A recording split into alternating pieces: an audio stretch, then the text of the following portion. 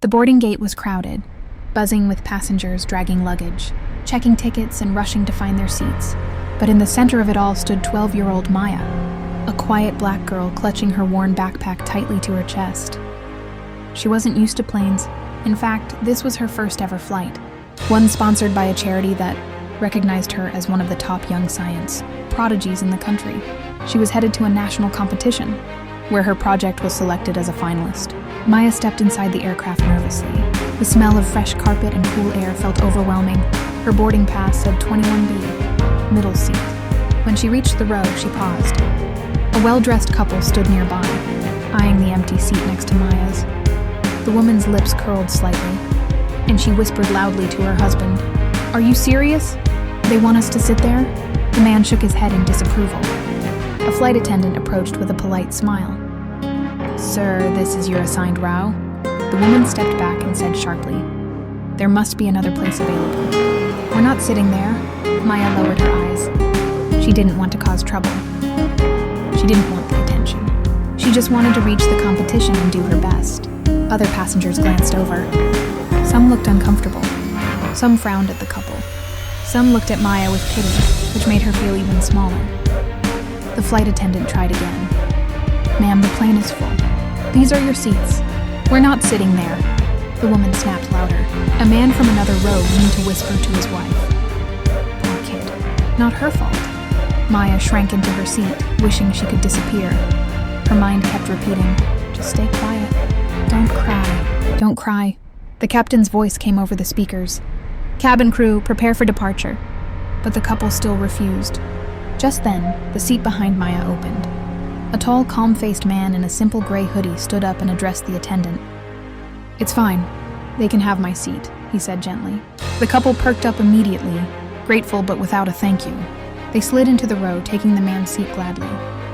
The man then sat down next to Maya. When he smiled at her, she noticed something. His eyes were kind and familiar, like she'd seen him somewhere before. "You okay?" he asked. Maya forced a small nod. "You're brave. Not everyone could sit through that," he said warmly. Maya blinked. Brave? No one had ever said that to her before.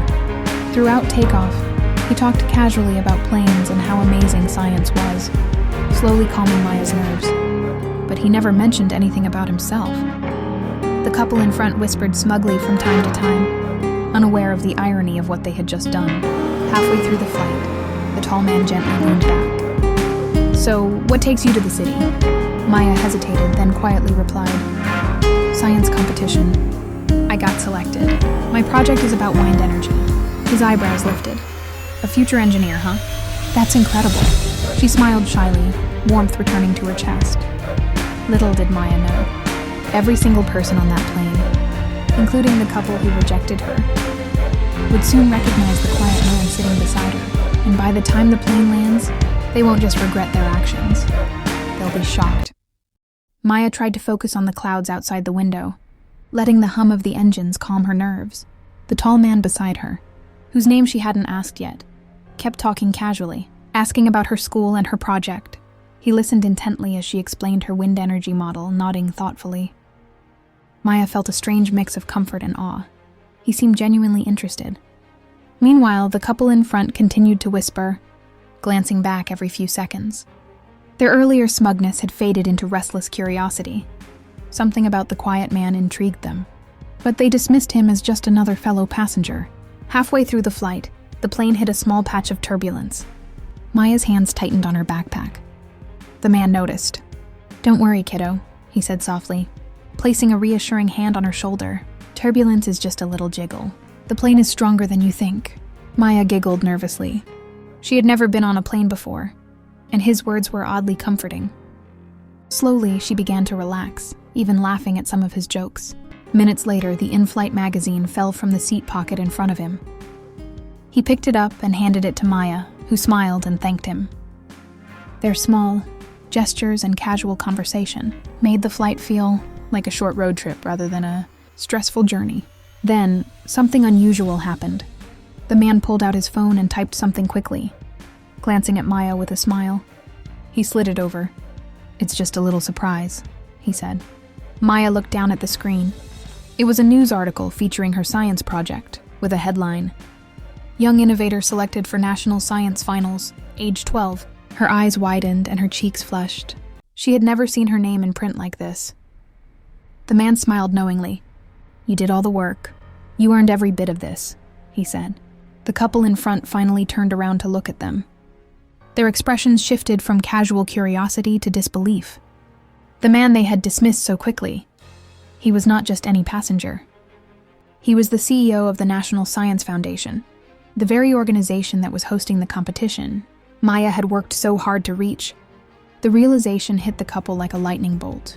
Their earlier arrogance, their refusal to sit beside her suddenly seemed foolish. Maya, oblivious to their shock, continued chatting with him, asking questions about his career and the Science Foundation. He encouraged her, telling her stories about famous scientists and innovators who had faced rejection before, achieving greatness. By the time the captain announced the descent, Maya felt an overwhelming sense of pride and gratitude. The man beside her had made her first flight unforgettable, not just because he was important, but because he treated her with respect and kindness. As the plane touched down smoothly, the couple turned pale.